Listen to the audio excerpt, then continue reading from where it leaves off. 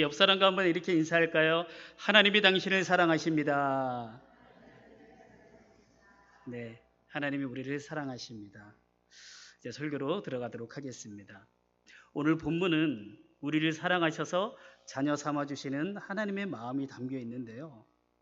하나님께서 왜 우리를 그토록 사랑하셨는지, 왜 우리를 자녀 삼아 주실 만큼 귀하게 여기시는지 우리 한번 알아보도록 하겠습니다. 오늘 본문의 배경을 잠시 말씀드리면요, 이스라엘은 하나님이 선택한 민족입니다. 아브라함을 통해 이스라엘이라는 민족을 이루게 하셨고 하나님이 예배하신 그 땅에서 살게 되었습니다. 시간이 지난 후에 요셉이 애굽의 총리로 활동하던 때에 극심한 기근으로 인하여서 요셉의 가족들이 애굽에 정착하게 되었고 그 후 430년이 지나서는 200만 명이 넘는 대민족이 되었습니다. 70명의 그 사람들이 200만 명이 된 거예요. 그러고 나서 모세를 통해 출애굽을 하게 되죠. 10가지 재앙, 홍해 바다가 갈라지는 기적, 반석에서 물이 나오고 구름 기둥과 불 기둥, 만나와 메추라기로 인도하시며 보호하시는 특별한 하나님의 은혜를 경험하면서 약속의 땅이자 젖과 꿀이 흐르는 땅인 가나안에 정착을 하게 됩니다. 여러분, 이스라엘은요, 하나님이 선택한 민족입니다. 그런데 그 이스라엘이라는 민족이 대단해서 능력이 뛰어나서 하나님이 선택하신 것이 아닙니다. 우리 그 말씀 한번 읽어볼까요? 신명기 7장 7절 말씀 한번 읽어보겠습니다. 같이 읽겠습니다. 시작. 여호와께서 너희를 기뻐하시고 너희를 택하심은 너희가 다른 민족보다 수요가 많기 때문이 아니니라. 너희는 오히려 모든 민족 중에 가장 적으니라. 아멘. 가장 적기 때문에 하나님께서 선택하셨대요. 연약한 이스라엘을 선택하신 하나님은요, 그들에게 은혜를 부어주셔야만 했습니다. 너무나 연약하니까. 그래서 어미가 새끼를 품듯이 특별한 보호하심과 인도하심으로 젖과 꿀이 흐르는 그 가나안 땅에 들어가게 하셨습니다. 그런 하나님의 사랑을 받은 이스라엘이 이제는 하나님만 바라보고 하나님의 말씀에 순종하며 살아가야 하는데 그렇게 하지를 않았죠. 이방 사람들과 혼인하여서 하나님이 가장 싫어하는 우상을 끊임없이 숭배했고요, 하나님의 보호하심을 바라고 살아야 함에도 불구하고 주변 열강의 눈치들을 보면서 주변 강대국들과 손을 잡고 그들의 제약된 그런 생활 방식을 그대로 받아들이며 살았습니다. 그런 모습을 보고 하나님은 선지자들을 보내셔서 경고를 하셨습니다. 왜 내 말을 듣지 않느냐? 그러면 안 된다. 계속 그렇게 살면 너희 민족 이스라엘이 멸망할 것이다. 이렇게 계속해서 경고를 하셨어요. 그렇게 경고를 계속 들었음에도 불구하고 이스라엘은 하나님의 말씀에 순종하지 않았습니다. 그래서 결국 나라가 망하게 되죠. 북이스라엘은 아수르에게, 남유다는 바벨론에게 멸망하게 됩니다. 더군다나 이 유다 사람들은요, 바벨론의 포로로 끌려가서 70년의 포로 생활을 하게 됩니다. 여러분, 나라가 망해서 포로로 끌려가게 된 그들, 그 바벨론에서 평안하게 생활했을까요? 마음 편히 생활했을까요? 그렇지 못했다라는 것은 삼척동자도 알 거예요. 포로로 끌려갔으니까요. 그렇습니다. 결코 편안한 생활을 하지 못했습니다. 역사 문헌에 의하면요, 바벨론의 포로로 잡혀간 그들 이스라엘 사람들이 바벨론 신전을 만드는 일, 그리고 바벨론 강가에서 제방을 쌓거나 보루를 만드는 일, 그리고 대규모 운하 건설 등에 동원되어서 강제 노역을 했다라고 합니다. 강제 노역, 얼마나 힘들었을까요? 이 포로 생활이 얼마나 힘들었는지 시편 137편에 보면 이런 말씀이 나오거든요. 우리 같이 한번 읽어볼까요? 시편 137편 1절 읽겠습니다. 시작. 우리가 바벨론의 여러 강변 거기에 앉아서 시온을 기억하며 울었도다. 아멘. 얼마나 힘들었으면 바벨론 강가에 앉아서 고향을 바라보며 울기만 했을까요? 실제로 여러 가지 이유로 인해서 이민을 갔거나 타국 생활하시는 분들이 고향을 그렇게 그리워하잖아요. 부모님이 계신 고향, 사랑하는 아내와 자식들이 있는 고향, 반갑게 맞아주는 그 동족이 있는, 가족이 있는 그 고향, 얼마나 그립겠습니까? 저도 이렇게 고향이 그리울 때가 있었습니다. 언제냐? 바로 군 생활할 때였습니다. 저는 모태신앙이에요. 모태신앙이지만 중3 때 예수님을 인격적으로 만났습니다. 대학교 가서는 선교단체에 가입해서 열심히 사역도 하고 훈련도 받았습니다. 그랬던 저에게 있어서 예배는 생명과도 같았습니다. 예배는 곧 생명이었어요. 자대 배치 받고 나서도 당연히 예배 드리고 싶었어요. 그래서 신병 때 이제 주일이 되면 종교 행사 할 사람 나오라고 소대별로 파악해서 나오라고 그렇게 광고를 하거든요. 방송을 하거든요. 그때 제가 예배 드리러 가려고 옷을 주섬주섬 입고 있었습니다. 아직 새 옷을, 새 군복을. 근데 고참들이 보내주지를 않는 거예요. 인상을 쓰고 욕을 하면서 절대 안 보내주더라고요. 못 갔습니다. 처음에.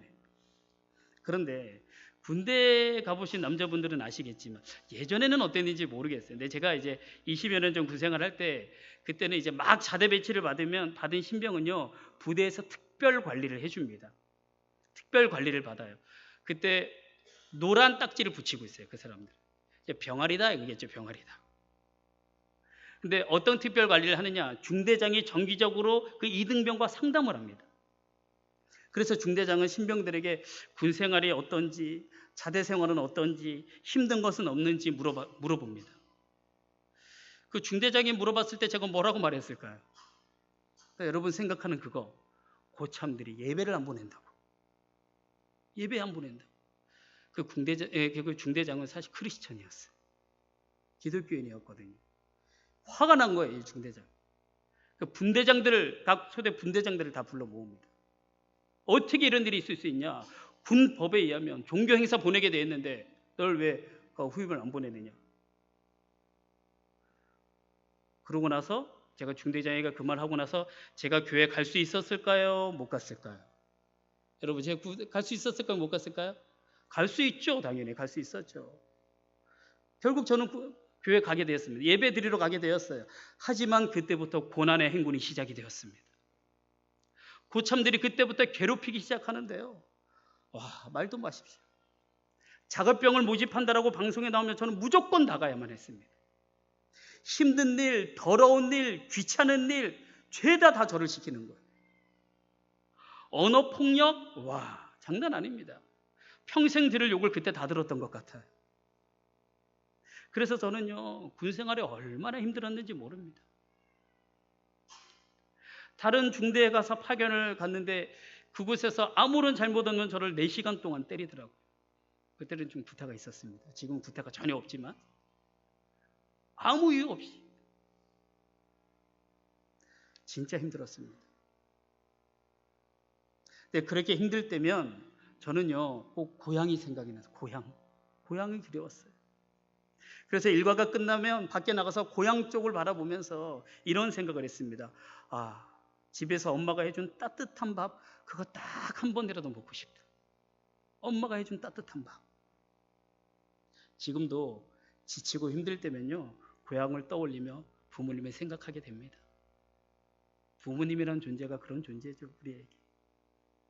바벨론의 포로로 잡혀온 이들이 시온을 향해서 울던 이 모습은 고향을 바라보며 눈물을 흘렸던 저와는 비교가 되지 않을 것입니다. 그들의 고난과 아픔 또한 제 상황과는 비교할 수도 없었을 것입니다.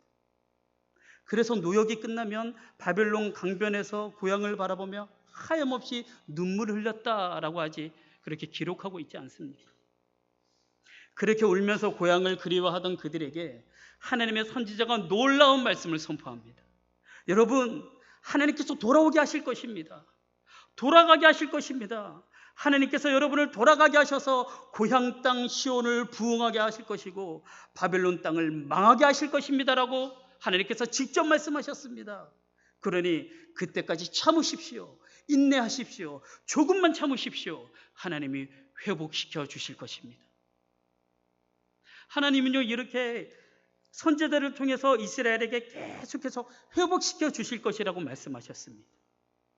그런데요, 하나님께서 그렇게 말씀하셨음에도 불구하고 이스라엘 백성들은 그렇게 생각하지 않았습니다. 우리 오늘 본문 14절 말씀 한번 읽어볼까요? 14절 말씀 시작.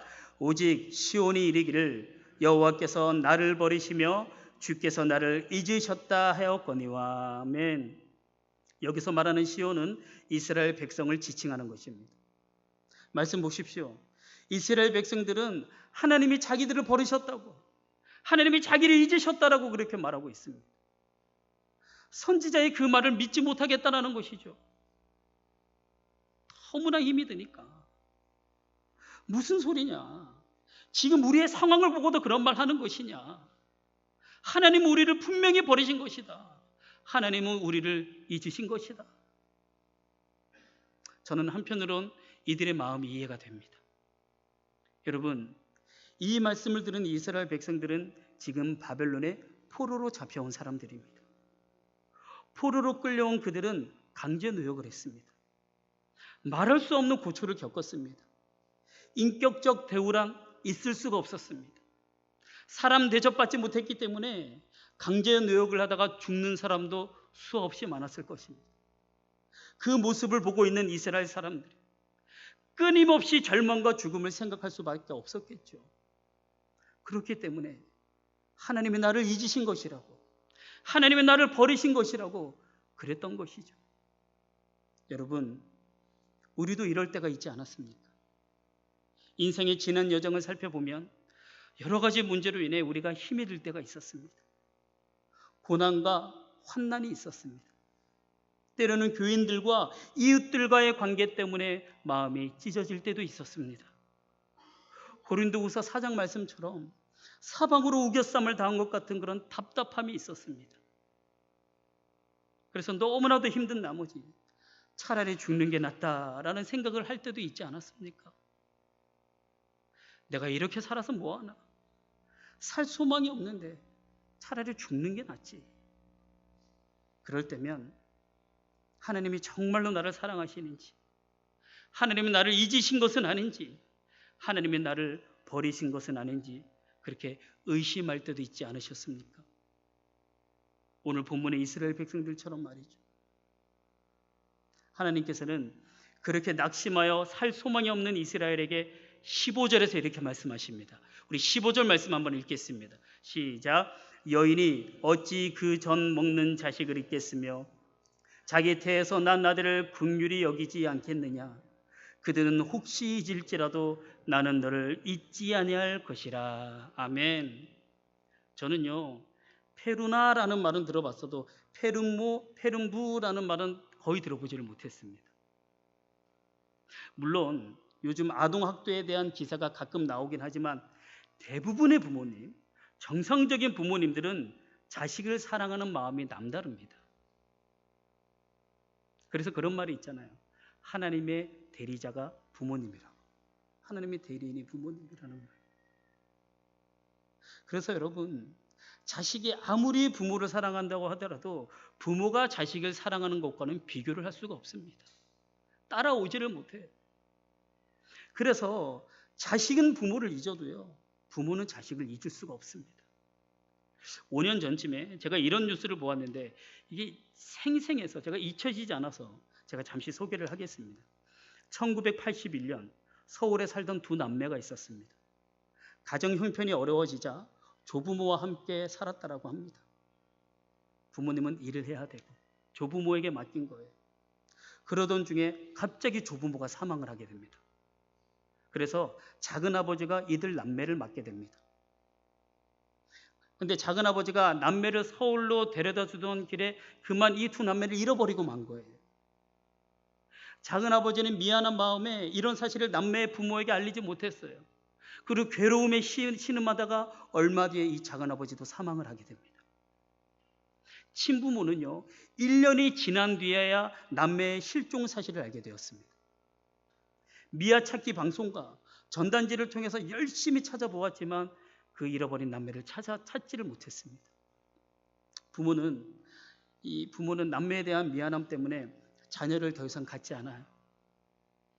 자녀를 갖는 것은 죄라고 생각했어요. 그 고통의 시간을 보냈다라고 합니다. 그러던 중 남매의 친아버지가 지인의 조언을 받아서 2012년 12월 경찰에 30여 년 전 잃어버린 아이들을 찾아달라라며 실종 신고를 하게 됩니다. 무려 30년이 지나서. 어릴 때 찍었던 남매의 사진 한 장만을 가지고 찾는다는 것은 너무 어려운 일이었어요. 하지만 우여곡절 끝에 이 남매가 프랑스로 이방했다는 사실을 알게 됩니다. 입양되었다는 사실을 알게 되었어요. 프랑스 현지 교민인 신금섭 목사님의 도움으로 그 남매가 제과점을 운영하고 있다는 것을 알게 됩니다. 실종 당시 10살과 7살이었던 남매는 47살과 44살의 중년이 되어 있었습니다. 당시 신 목사님으로부터 친부모의 소식을 전해들은 남매는 지난 37년간 부모로부터 버림받은 줄 알고, 나는 그렇게 알고 힘든 시간을 보내왔다. 부모가 나를 버린 줄 알았다라는 그런 이야기를 듣게 돼요. 정말 고통스러웠대요, 그 시간이. 그리고 그 소식을 알게 된 5월 5일 어린이날, 남매는 드디어 부모님을 만나게 됩니다. 엄마를 만나게 돼요. 아버지는 돌아가셨고. 남매를 만난 어머니가 울음을 터뜨리며 이렇게 이야기를 했습니다. 엄마가 너희를 버린 게 아니란다. 돈 벌어서 같이 살려고, 돈 많이 벌어서 같이 살려고 잠깐 할아버지 할머니께 맡겼는데 이렇게 되었구나. 너희를 하루도 잊을 수 없었단다. 미안하다. 정말 미안하다. 나를 용서해다오. 37년 동안 하루도 잊지 못하고 살았다는 이 말이 자식들을 향한 부모의 마음이지 않을까요? 여러분, 우리 하나님이 이런 하나님이신 줄로 믿으시길 바랍니다. 하나님은요, 당신의 자녀를 잊지 않으시고 내가 있는 그 자리에 항상 나와 함께 계시는 분이십니다. 그래서 우리가 힘들고 아파서 눈물을 흘릴 때면 나보다 더 가슴 아파하며 눈물 흘리시는 분이 우리 하나님이시고요. 내가 좋은 일이 있어서 기뻐할 때면 나보다 더 기뻐하시는 분이 바로 우리 하나님이십니다. 하나님께서는요, 우리를 결코 잊지 않으신다라는 거예요. 여러분, 이스라엘 백성들이 포로 생활을 한다고 해서 하나님께서 잊으신 것이 아닙니다. 어찌 부모가 자식을 잊을 수가 있겠습니까? 그런데 이스라엘 백성들은 그것을 몰랐습니다. 내가 너를 잊지 않았다라고 말씀을 하셔도 믿지 못해요. 그렇게 믿지 못하는 이스라엘에게 하나님께서는 자기 자녀를 얼마나 사랑하시는지 결정적인 한마디를 하십니다. 16절, 17절입니다. 16절, 17절 말씀. 우리 한번 같이 읽겠습니다. 시작. 내가 너를 내 손바닥에 새겼고 너의 성벽이 항상 내 앞에 있나니 내 자녀들은 빨리 걸으며 너를 헐며 너를 황폐하게 하던 자들은 너를 떠나가리라. 아멘. 내가 너를 내 손바닥에 새겼고, 하나님이 하나님의 손바닥에 이스라엘을 새기셨대요. 손바닥에 새기셨다는 이 말씀은요, 하나님이 손을 펼 때마다 보이기 때문에 이스라엘을 절대 잊지 않으시고 버리지 않으시겠다라는 그런 말씀입니다. 항상 함께 하겠다라는 하나님의 약속의 표현입니다. 여러분, 이 말을 들을 때에 이스라엘 백성들이 얼마나 감격했을까요? 포로로 잡혀간 그들이 얼마나 감격과 기쁨의 눈물을 흘렸을까요? 하나님의 손바닥에 새겼다라는 것은요, 유대인에게 있어서는 깊은 의미가 있습니다. 고대 유대인 사회에서는 예전에 우리나라가 그랬듯이 여성은 사회의 구성원으로 인정받지를 못했습니다. 그래서 인구수를 조사할 때도요, 여성은 제외되었습니다. 그래서 여성들은요, 대부분 열등한 신분으로 살아야만 했습니다. 게다가 이 여성들은 어려서부터 교육의 권리를 박탈을 당했습니다. 그래서 대부분의 여성들은 글을 읽지 못하며 평생을 살았다라고 합니다. 글을 읽지도 못하고 쓰지도 못하던 유대인 어머니들은요, 아들이 전쟁터에 나가면 자기의 손바닥에 자신만이 알 수 있는 어떤 문양과 그림을 문신으로 새겼다라고 합니다. 아들을 떠올릴 수 있는 그 문양과 그림.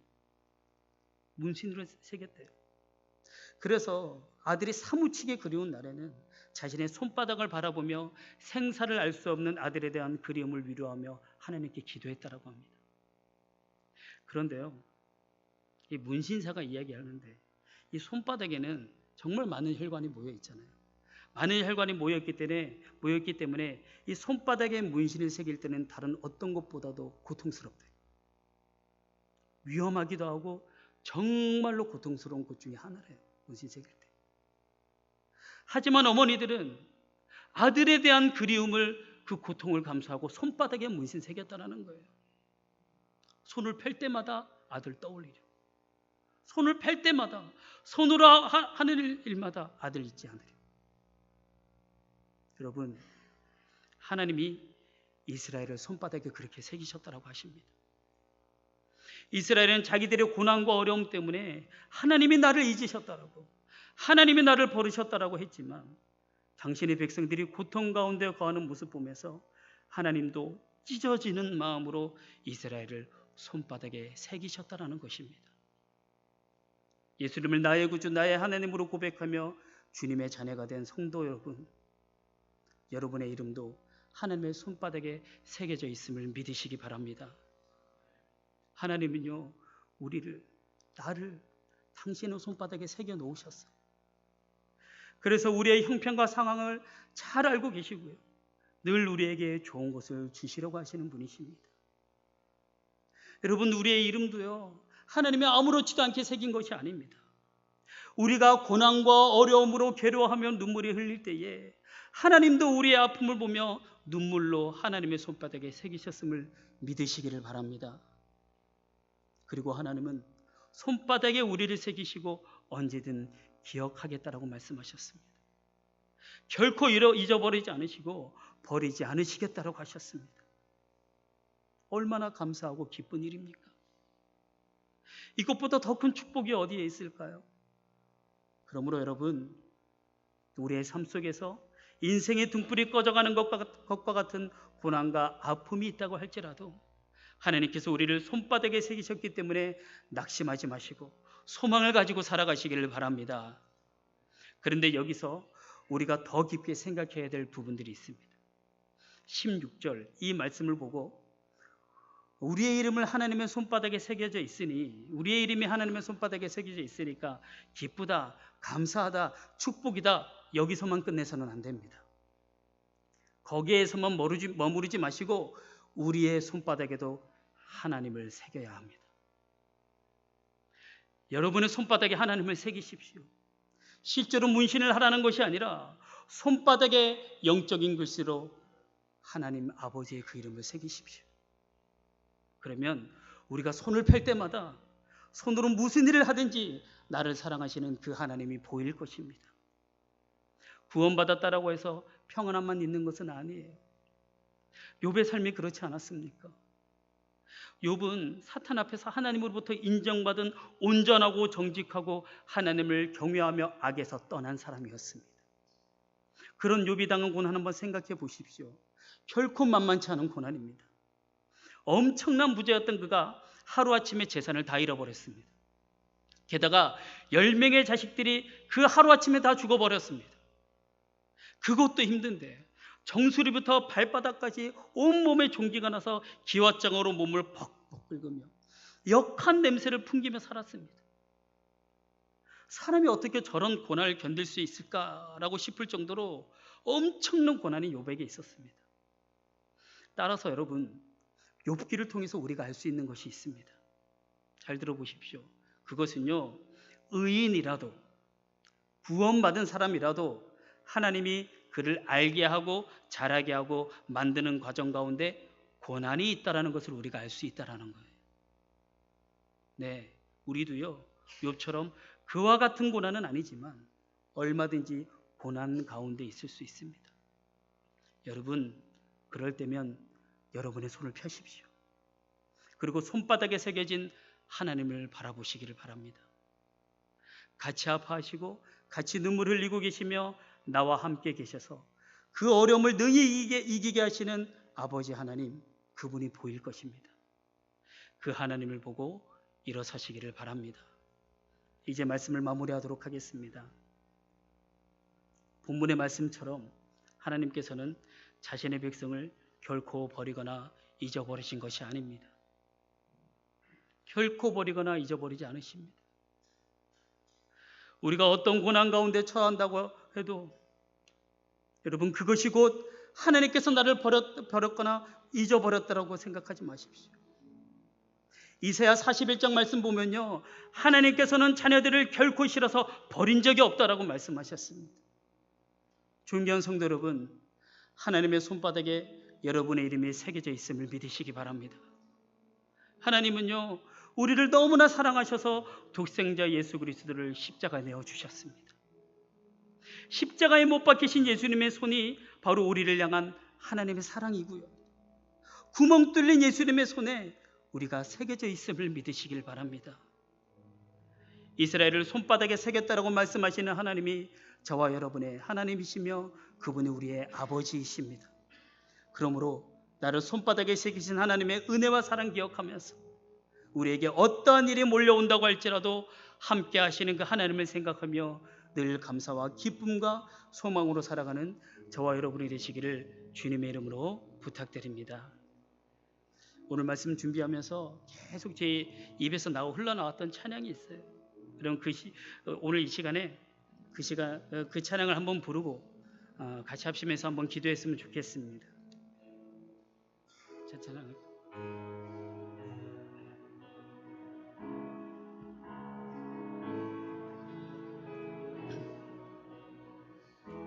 나를 지으신 주님, 나를 지으신 주님, 내 안에 계셔.